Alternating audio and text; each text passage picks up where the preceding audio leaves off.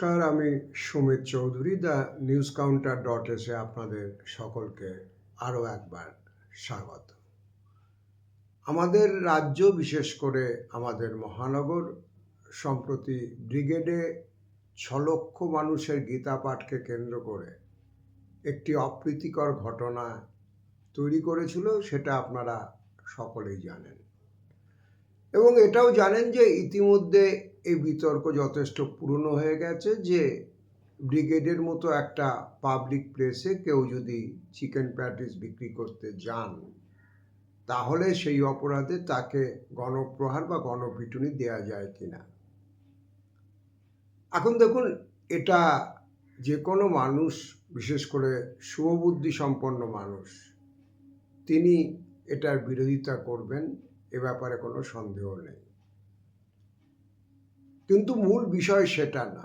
মূল বিষয় হচ্ছে কলকাতায় 6 লক্ষ মানুষের গীতা পাঠের আয়োজন করা হচ্ছে, এবং যারা এই চিকেন প্যাটিস বিক্রি করাকে কেন্দ্র করে ঘটনার বিরোধিতা করছেন, তারাও এটা বলছেন যে গীতা পাঠের আয়োজন বা গীতা চর্চার মধ্যে অন্যায় কিছু নেই, কিন্তু এটা বলবার পর তারা তাদের বক্তব্য শুরু করছেন।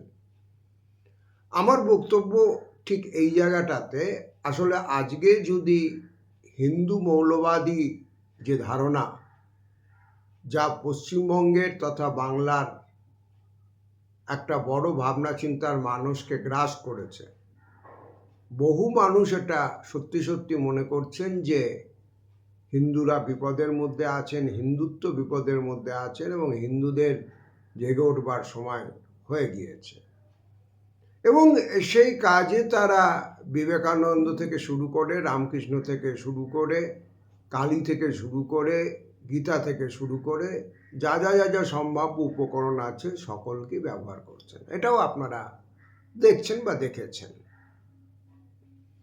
এখন একটা বিষয় খুব পরিষ্কার, যদি এই মৌলবাদী হিন্দুত্ব, যে হিন্দুত্বকে একটা অখণ্ড ধারণা হিসেবে সামনে আনবার রাজনৈতিক চেষ্টা গোটা দেশ জুড়ে চলছে, সেটার মূলে গিয়ে ধারণাগতভাবে যদি আক্রমণ না করা যায়, তাহলে পারে এই নতুন যে ফ্যাসিবাদী চিন্তা, যেভাবে জার্মানিতে ইহুদি বিরোধিতার উপর দাঁড়িয়ে পুঁজিবাদী আক্রমণের হিংস্র মুখ ফ্যাসিবাদ, তার উত্থান ঘটেছিল, এখানেও কিন্তু এই অখণ্ড হিন্দুত্বর নামে যে ধারণাকে সামনে আনা হচ্ছে, সেটা কার্যত শ্রমিক, কৃষক, মধ্যবিত্ত বিরোধী একটা দর্শনকে বৈধতা দেবে। এবং এই আক্রমণ শাসক শ্রেণীর তরফে ইতিমধ্যে চালু হয়েছে, সেটা আপনারা দেখছেন। ঐতিহাসিক কৃষক আন্দোলনের প্রতিরোধ না থাকলে কৃষি বিল ইতিমধ্যে চালু হয়ে যেত, এবং আমাদের কৃষি পরম্পরার উপর দাঁড়িয়ে যে মানুষরা বেঁচে আছেন, তারা, তাদের অনেকের জীবন এবং জীবিকা বিপন্ন হতো। ভারতবর্ষের কৃষকরা, তারা কোনো পুঁথিগত বিদ্যে থেকে নয়, তাদের যে যাপন, তাদের যে জীবন, তাদের যে নিজস্ব কৃষি সংক্রান্ত ব্যবসা বাণিজ্য চালিয়ে যাওয়ার অভিজ্ঞতা, তার থেকে এই শিক্ষাটা নিতে পেরেছিলেন বলেই তারা একটা মরণপণ প্রতিরোধে নেমেছিলেন। দীর্ঘদিন ঝুলিয়ে রাখার পর অবশেষে শ্রম কোড চালু হয়ে গেছে, নতুন শ্রম কোড, যাতে শ্রমিকদের দীর্ঘদিনের অর্জিত যে অধিকার, সেগুলো লুট হয়ে গেছে। আপনারা যখন হিন্দু, মুসলমান ইত্যাদি নিয়ে ব্যস্ত, যখন আমরা সকলেই আমাদের আদৌ নাগরিকত্ব এই দেশে আছে কি না ভোটার তালিকায় সেটা খুঁজতে ব্যস্ত, সেই ফাঁকে শ্রমজীবী মানুষের এই অধিকার লুট হয়ে গিয়েছে। দীর্ঘদিনের লড়াইয়ের যে অধিকার, সেই অধিকার। এখন এতগুলো কথা আমি বলছি একটাই কারণে, যে গীতার মূল দর্শনকে যদি আমরা না বুঝি, তাহলে পারে এই যে এজেন্ডা, অর্থাৎ মনোলিথিক হিন্দুত্বের উপর দাঁড়িয়ে মানুষের অধিকার, বিশেষ করে শ্রমজীবী জনতার অধিকার লুট হয়ে যাচ্ছে, তার অনুকূলে যে তাত্ত্বিক থিওলজিক্যাল ভিত্তিভূমি তৈরি হচ্ছে সেটাকে কিন্তু বোঝা যাবে না। এবং ভারতবর্ষ একটা জটিল দেশ, তার সামাজিক বিন্যাস জটিল, সমাজ মনস্তত্ত্ব জটিল। সুতরাং এই জায়গাটাকে যদি আমরা আতশকাচের নিচে না নিয়ে আসি, তাহলে কেবলমাত্র চিকেন প্যাটিস বিক্রি করাকে ডিফেন্ড করে মূল সমস্যার কোনো অ্যাপ্রোচ করা সম্ভব হবে না। আমি এবার আমার মূল বক্তব্যে ঢুকছি। দেখুন, ভগবদ্গীতা একটা গীতা, গীতা একাধিক আছে। যা কোনো ধর্মস্তুতিতে সুর করে গীত হতো সেটাকে গীতা বলা হতো, এবং অবশ্যই তার মধ্যে একটা সোশ্যাল টিচিংসের কন্টেন্ট থাকতো। যেমন শিব গীতা আছে, যেমন কাম গীতা আছে, তেমন আপনারা জানেন যে অর্জুনের বিষাদ যোগের সময় শ্রীকৃষ্ণ এবং অর্জুনের যে সংলাপ, তার উপর দাঁড়িয়ে ভগবদ্গীতাকে চালু করা হয়। এখন এই ভগবদ্গীতা এটা কিন্তু মহাভারতের সমস্ত সংস্করণে সমানভাবে নেই। প্রথম কথা হচ্ছে, গীতার আজকে যে ব্যাপক প্রচার আপনারা দেখেন, এটা ইংরেজদের অবদান। প্রথম ওয়ারেন হেস্টিংসের সময় যখন বিচার ব্যবস্থাকে ইংরেজরা নতুন করে সংগঠিত করছে, তারা দেখেছিল যে মুসলিমদের সাক্ষী দেওয়ার সময় কোরআন ছুঁয়ে শপথ নেওয়ার প্রথা চালু আছে, কিন্তু হিন্দুদের শপথ নেওয়ার সময় গ্রহণযোগ্য কোনো বই, একটু কনসাইজ, যেটা সহজে ক্যারি করা যাবে, কারণ 18টা পুরাণ বা 4 খণ্ড বেদ নিয়ে তো ঘুরে বেড়ানো সম্ভব না। দ্বিতীয় কথা হচ্ছে, তখনও এই ছাপাখানা আসেনি, ফলে পুঁথির যে প্রচলন ছিল তাতে ব্যাপারটা হ্যান্ডি ছিল না।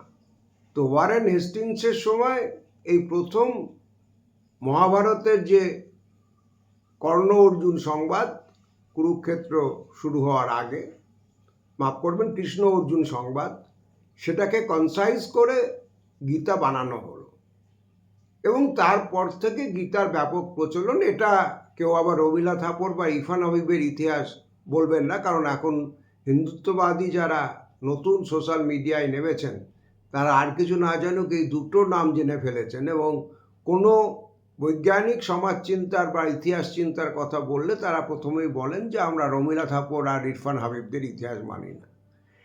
এটা আপনারা যদি বঙ্কিমচন্দ্র চট্টোপাধ্যায় দেখেন, যিনি আনন্দ মঠের উদ্গাতা, আমাদের হিন্দুত্ববাদী জাতীয়তাবাদের আইকনিক গুরু, তিনিও বলেছেন যে গীতা অপেক্ষাকৃত নবীন গ্রন্থ, কারণ এটা বিশ্বাসযোগ্য নয় যে একটা যুদ্ধ শুরু হওয়ার আগে আচমকা কৃষ্ণ অর্জুনকে ঘন্টার পর ঘন্টা ভাষণ দিতে শুরু করবেন।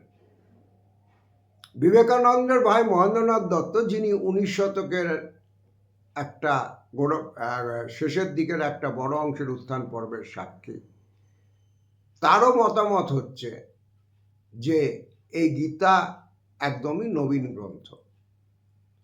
আর মহাভারত, আসলে তো মহাভারত ছিল না, মহাভারতের নামও জয় সংহিতা কাব্য, এটা যারা একটু খোঁজ খবর রাখেন সকলেই জানেন।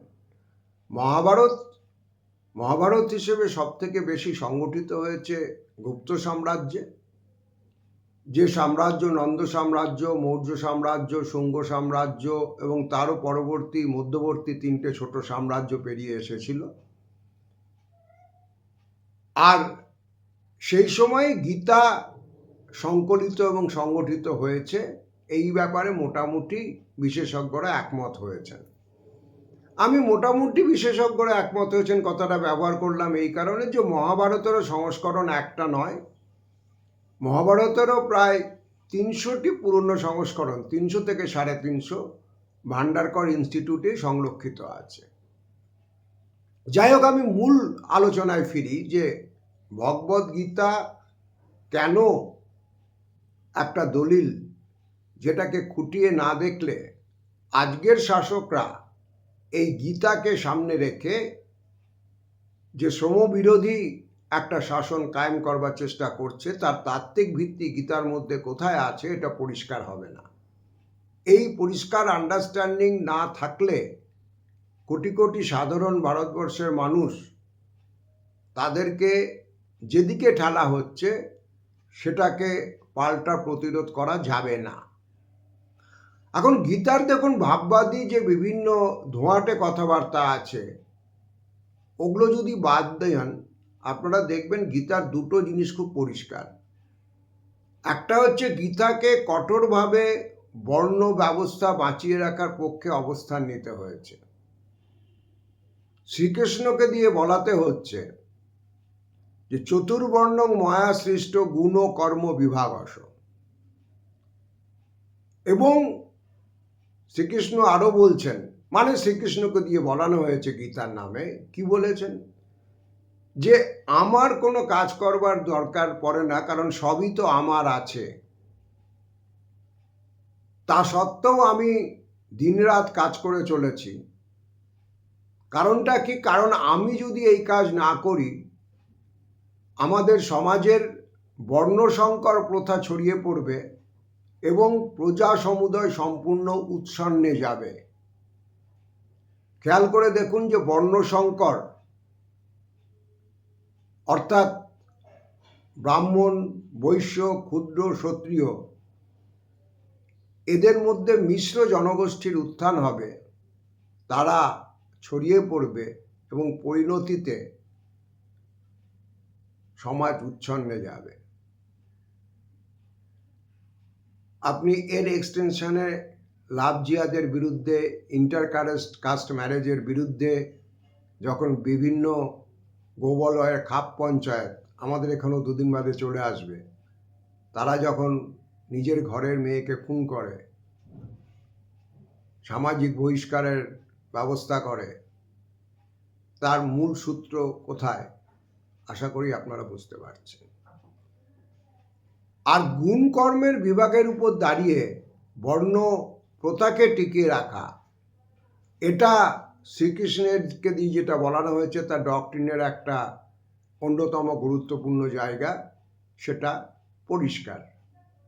অর্থাৎ বর্ণ কাঠামোকে টিকিয়ে রাখতে হবে।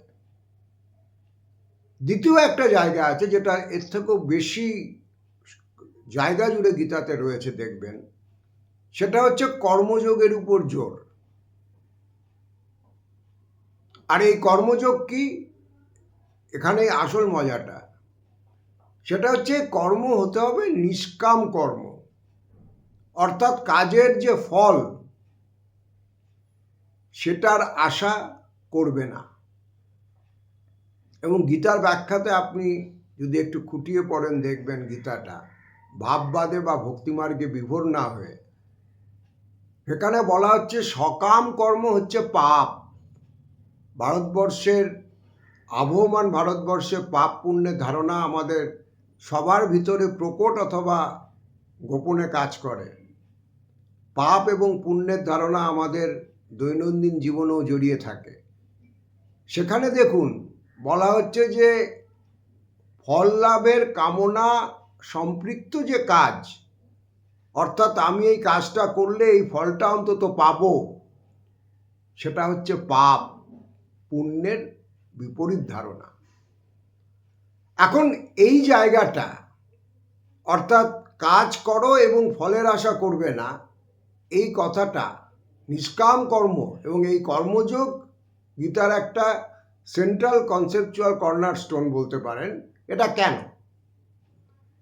এই জায়গার প্রেক্ষিতে আমি ইতিহাসে একটু ফেরত যাচ্ছি, তাহলে পরে দুটো বিষয় পরিষ্কার হবে যে দুটো জিনিস বর্ণ কাঠামোকে টিকিয়ে রাখার জন্য শ্রীকৃষ্ণের এই আকুলতা কেন, কেন বলতে হচ্ছে চতুর্বর্ণং মায়া সৃষ্ট গুণকর্ম বিভাগস, কেন বলতে হচ্ছে ইন্টারকাস্ট ইন্টারবর্ণ যদি মিক্সিং হয় তাহলে প্রজা সমুদায় উৎসন্নে চলে যাবে, আর নিষ্কাম কর্ম অথচ কাজ করো, এই ধারণাটার উপর এত জোর দিতে হচ্ছে কেন? শ্রীকৃষ্ণকে কেন বলতে হচ্ছে?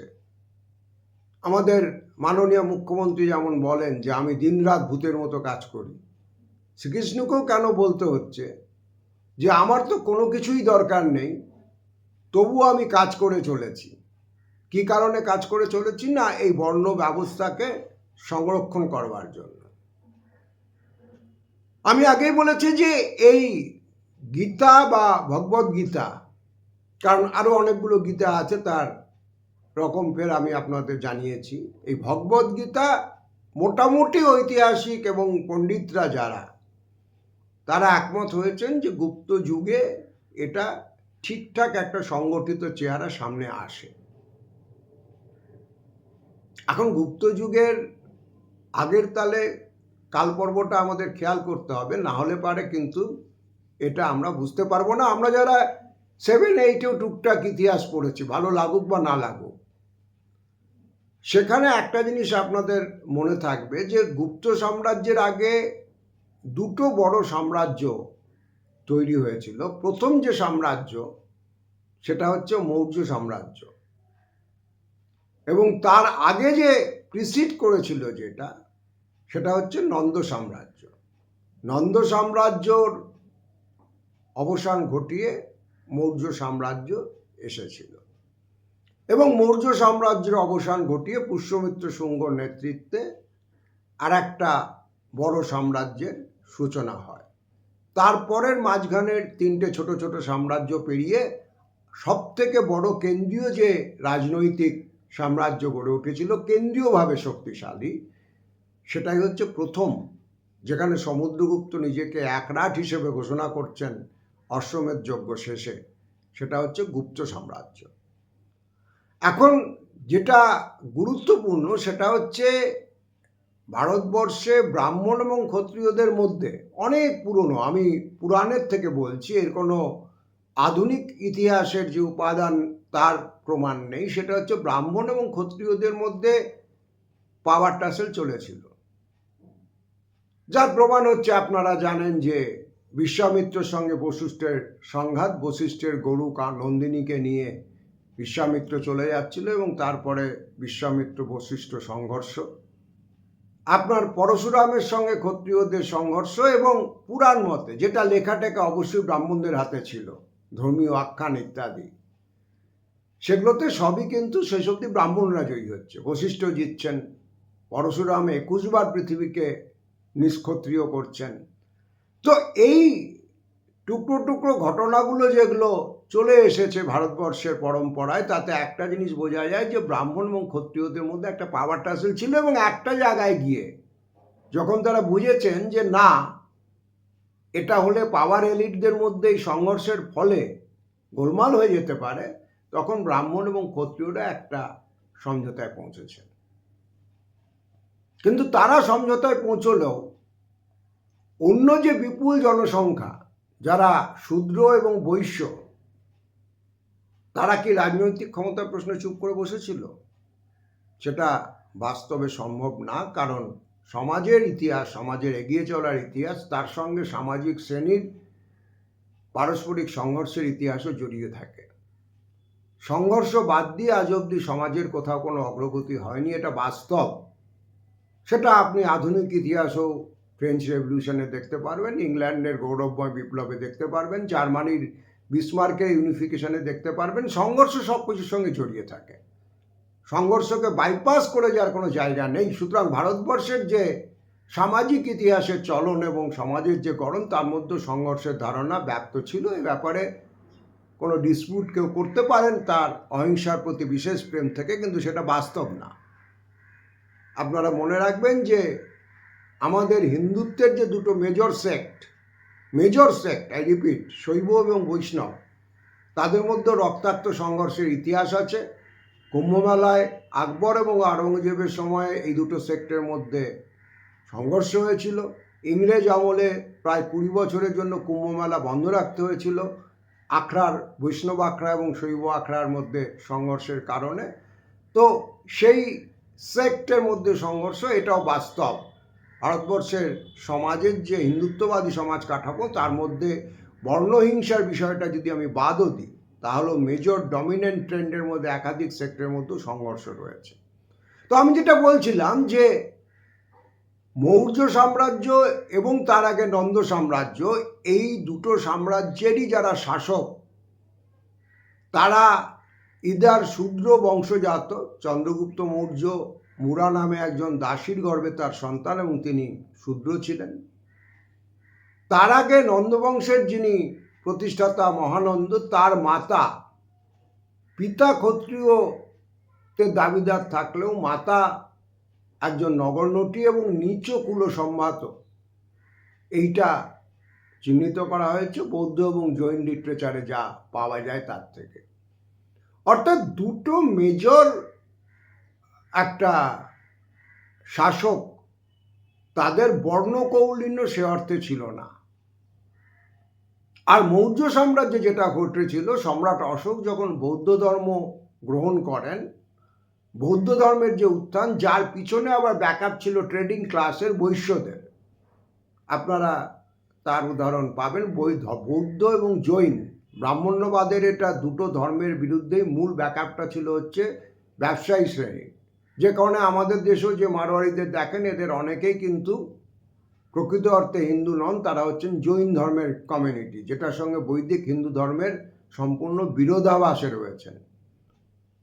এখন মারোয়ারিরা অনেকে একই সঙ্গে জৈন এবং কপালে লাল টিক্কা পড়ছেন, সেটা আলাদা কথা, কিন্তু বাস্তব সেটা না।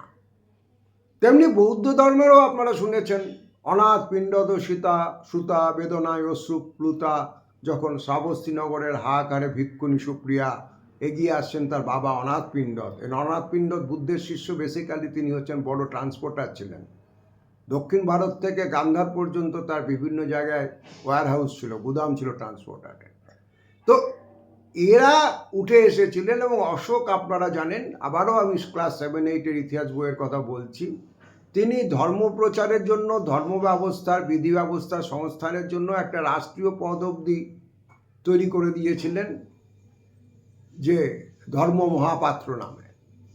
এখন এই ধর্ম মহাপাত্র ভারতবর্ষের থিওলজিক্যাল যে হিন্দুত্ববাদী ধারণা, সেটা একটা সম্পূর্ণ অ্যালাইন কনসেপ্ট, যে একটা রাষ্ট্রীয় পদ যেটা ব্রাহ্মণদের করবার কথা, সেটাই তারা সরাসরি এনক্রোচ করছেন ধর্ম মহাপাত্র। এবং যখন মৌর্য বংশ শেষ হচ্ছে, পুষ্যমিত্র সংঘ যখন অভ্যুত্থান, সেটাকে ইতিহাসরা অনেকেই স্বীকার করেছেন যে ওটার অভ্যুত্থানের পিছনে বৃহদ্রথকে সরিয়ে যখন পুষ্যমিত্র সংঘ অভ্যুত্থান ঘটাচ্ছেন, সেখানে একটা প্রো হিন্দুত্ববাদী অংশ যেটা সমাজের মধ্যে, তাদের একটা বড় ভূমিকা ছিল।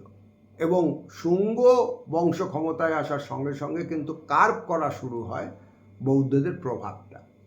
এইটারই আলটিমেট কালমিনেশন হচ্ছে গুপ্তযুগ। কিন্তু গুপ্তযুগের বৈশিষ্ট্য হচ্ছে এইটা, যে ভারতবর্ষে গুপ্তযুগ এমন একটা যুগ যেখানে প্রথম সামন্তবাদী ব্যবস্থাটা কেন্দ্রীয়ভাবে সংগঠিত হচ্ছে।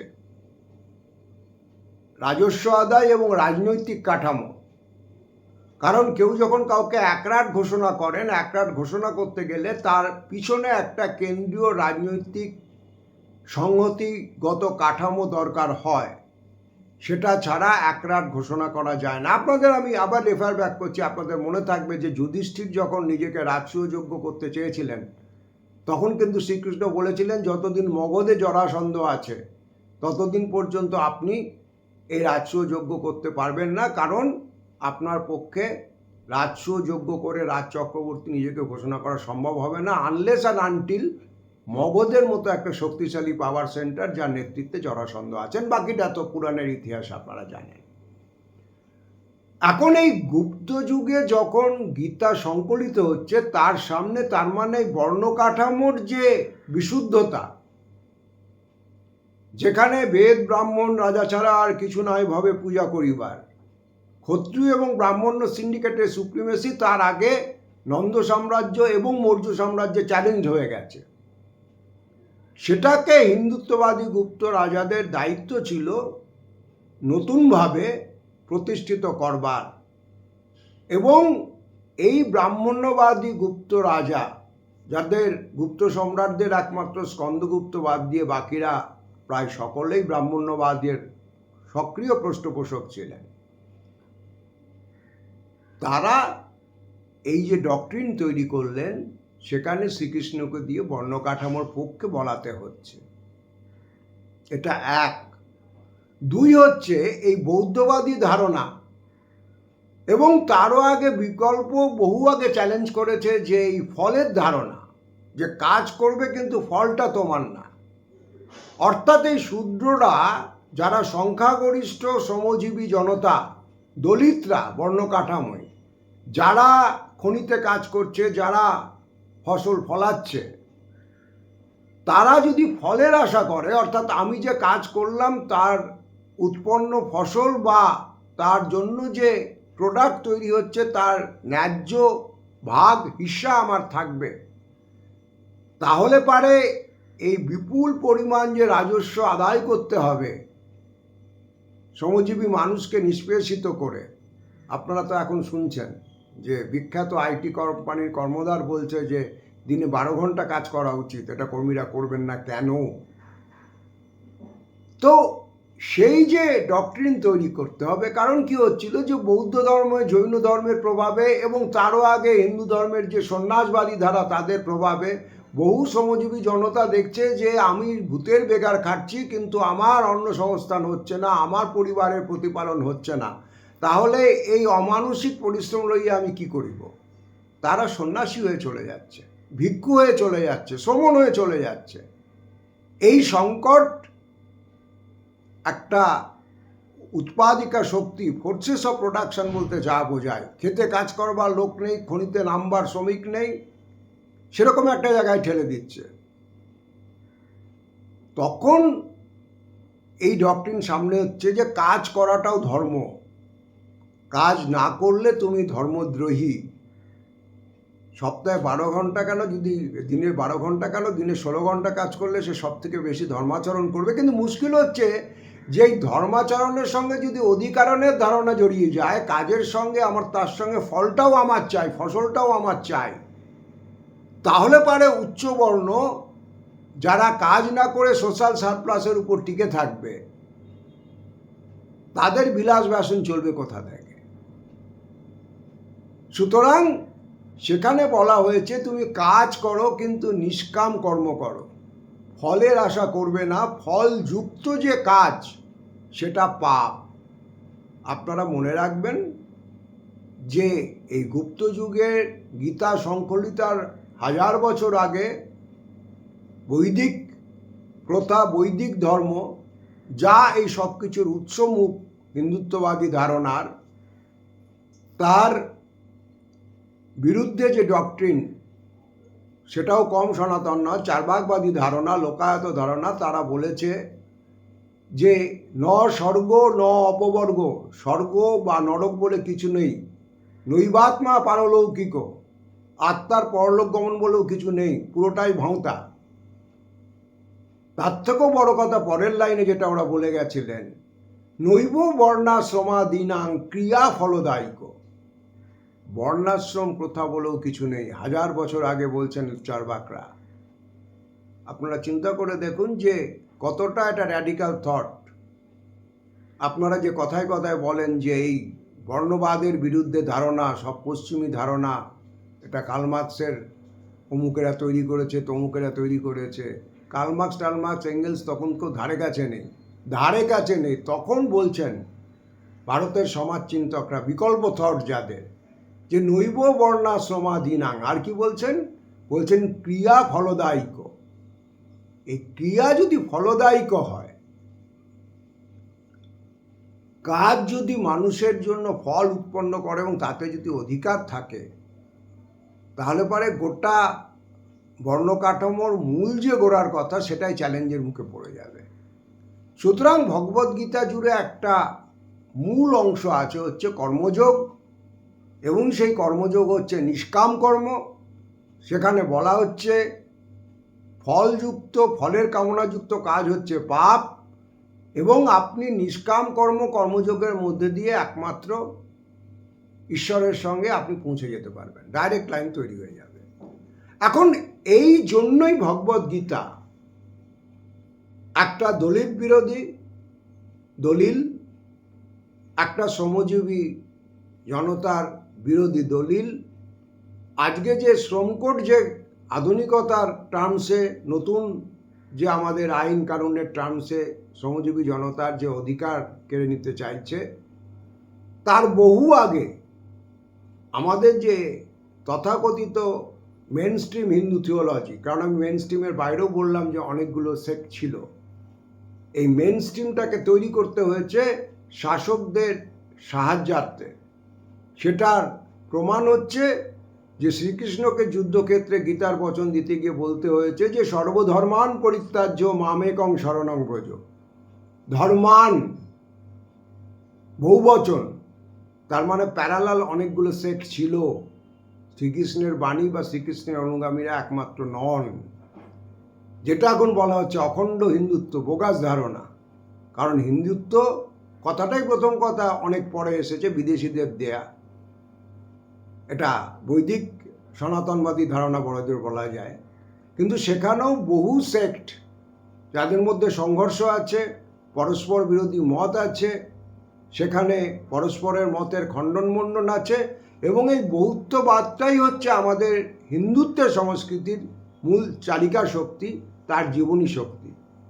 সুতরাং আজকে যদি দলিত বিরোধী, শ্রম বিরোধী, শ্রমিক বিরোধী, শূদ্র বিরোধী কোনো দলিলকে হিন্দুদের একমাত্র জাতীয় গ্রন্থ হিসেবে তুলে আনার চেষ্টা করা হয়, তাহলে এটাও মাথায় রাখতে হবে শ্রমজীবী জনতার, দলিত জনতার, শূদ্র জনতার অধিকার কেড়ে নেওয়ার পাশাপাশি হিন্দু ধর্মের যে অন্তর্লীন বৌদ্ধবাদ, যা মূল শক্তি, সেটাকেও কিন্তু চ্যালেঞ্জের মুখে ফেলবে এবং পরিণতিতে ভারতবর্ষের গোটা সামাজিক রাজনৈতিক কাঠামোকে বিপর্যয়ের দিকে ঠেলে দেবে।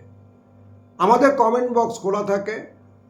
আপনারা আপনাদের মতামত, যদি আমাদের সেটা বিরোধাভাসেও থাকে, কোনো অসুবিধা নেই, আপনারা জানাবেন।